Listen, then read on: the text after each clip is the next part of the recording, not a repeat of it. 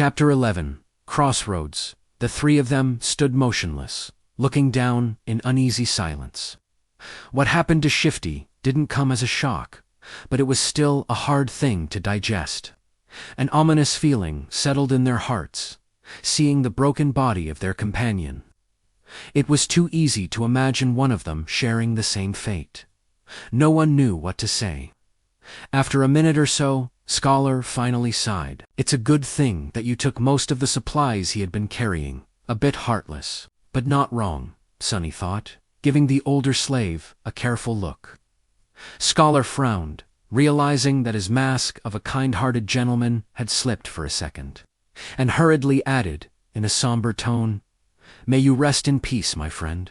Wow, what a performance. Actually, Sonny had not believed in his benevolent act for a second. Every kid from the outskirts knew that people who acted kind for no reason were the ones to be most wary of. They were either fools or monsters. Scholar didn't seem like a fool, so Sonny became cautious of him from the moment they met. He got this far by being a mistrustful cynic, and there was no reason to change now. "We have to go," Hero said, casting one last look down. His voice was even, but Sonny could feel a well of emotion behind it. He just couldn't tell what that emotion was. Scholar sighed and turned away too. Sonny stared at the bloodied rocks for a few more seconds. "Why do I feel so guilty?" he thought, bewildered by this unexpected reaction. He got what he deserved, a little unsettled. Sonny turned around and followed his two remaining companions. Just like that, they left Shifty behind and continued to climb. At this altitude, traversing the mountain was getting harder and harder. The wind was slamming into them with enough force to throw a person off balance if they were not careful, making every step seem like a gamble. The air was becoming too thin to breathe. Due to the lack of oxygen, Sonny was starting to feel dizzy and nauseated. It was as though they were all slowly suffocating. Altitude sickness was not something one could overcome with effort. It was subtle and overbearing at the same time, affecting the strong and the weak, with no regard to their fitness and endurance. If his luck was bad, an elite athlete could succumb to it faster than a random passerby. It was just a question of your body's innate aptitude and adaptability. Lucky ones were able to get over it. After experiencing mild symptoms, the others were sometimes crippled for days or weeks, suffering from all kinds of torturous side effects. Some even died. As though all that wasn't bad enough, it was getting colder, too. The warm clothes and fur weren't enough to keep the chill at bay anymore. Sonny felt simultaneously feverish and freezing, cursing every decision he had made in his life to end up here, on the endless icy slope. This mountain was not a place for humans, and yet they had to go on. A few hours passed. Despite everything, the three survivors continued to struggle forward, slowly moving higher and higher. Wherever that old path Scholar had talked about was, by now, it couldn't have been far. At least, that's what Sonny was hoping for. But at some point, he started to doubt if the path even existed. Maybe the older slave lied. Maybe the path was long ago destroyed by ravages of time. Maybe they had already missed it without even noticing. Just as he was about to fall into despair, they finally found it. It was weathered and narrow, barely enough for two people to walk side by side. The path wasn't paved, but rather cut from the black rock by some unknown tool or magic, winding its way up the mountain like a tail of a sleeping dragon. Here and there it was hidden beneath the snow, but most importantly, it was flat. Sonny had never been that happy to see something flat in his life. Without saying a word, Scholar dropped his rucksack and sat down. He was deathly pale, gasping for air like a fish out of water. Despite that, there was a slight grin on his face. "Told you." Hero gave him a nod and looked around. A few seconds later, he turned back to the triumphant slave. "Stand up. It's not time to rest yet." Scholar blinked a few times, then glanced at him with pleading eyes. Just give me a few minutes." The young soldier was going to retort, but Sonny suddenly put a hand on his shoulder. Hero turned to face him, What is it? It's gone. What is gone? Sunny gestured down, back the way they came. Shifty's body, it's gone. Hero stared at him for a few moments, clearly failing to understand what Sunny was trying to say. Oh right, they don't know that Shifty's name is Shifty.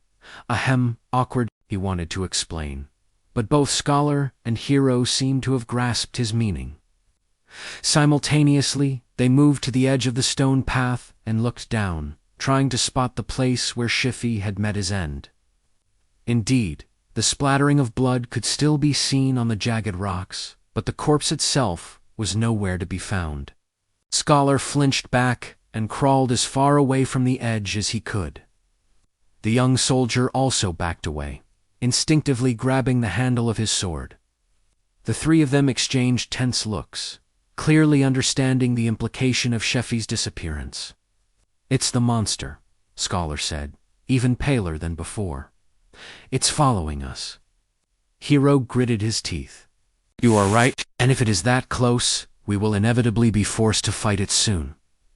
The idea of fighting the tyrant was as frightening as it was preposterous. He might as well have said that they will all be dead soon. The truth of it was painfully clear to both Sunny and Scholar. But the older slave, surprisingly, did not look panicked. Instead, he lowered his gaze and quietly said, "Not necessarily." Hero and Sunny turned to him, all ears. The young soldier raised an eyebrow. "Explain." "Here it comes," Scholar sighed. "The beast had traced us this far in just a day. That means that there are two most probable possibilities. Either it is smart enough to realize where we are going, or it is following the scent of blood." After a bit of thinking, Hero nodded, agreeing with this logic. The older slave smiled slightly and continued. "Whether it is one or another, we can throw him off our trail and buy some time. How do we do that?" Despite the urgency in Hero's voice, Scholar hesitated and remained silent. "Why are you not answering?" "Speak," the older slave sighed again and slowly, as though against his will, answered. Sunny was waiting for this moment for a while now. "We'll just have to make the boy bleed. Drag him down the path, then leave him there as bait, and go up instead. His sacrifice will save our lives." Right on time, if Sunny wasn't mad and scared witless, of course, he would have smiled.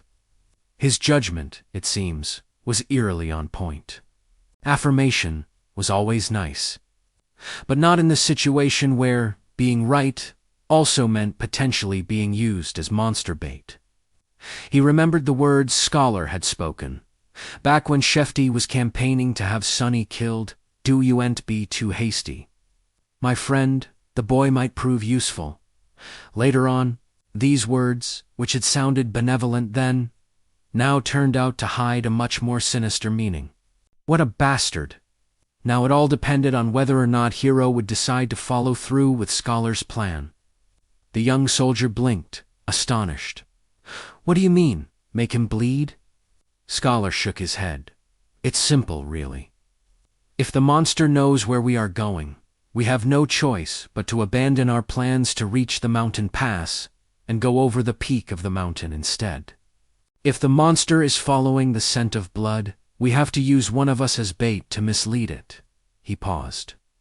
"Only by leaving a bleeding man further down the path can we reliably avoid the pursuit no matter how it is tracking us." Hero stood motionless, his eyes jumping between Scholar and Sunny. After a few seconds, he asked, "How can you bring yourself to propose something so vile?" The older slave masterfully pretended to look aggrieved and somber. "Of course it pains me, but if we do nothing, all three of us will die. This way, at least, the boy's death will save 2 lives. The gods will reward him for his sacrifice." Gee, what a silver tongue. I'm almost convinced myself. The young soldier opened his mouth, then closed it again, hesitating. Sunny was silently watching the other 2 survivors, measuring his chances of coming on top in a fight. Scholar was already halfway to being a corpse, so overpowering him would not be a problem. Hero, however. Hero presented an obstacle.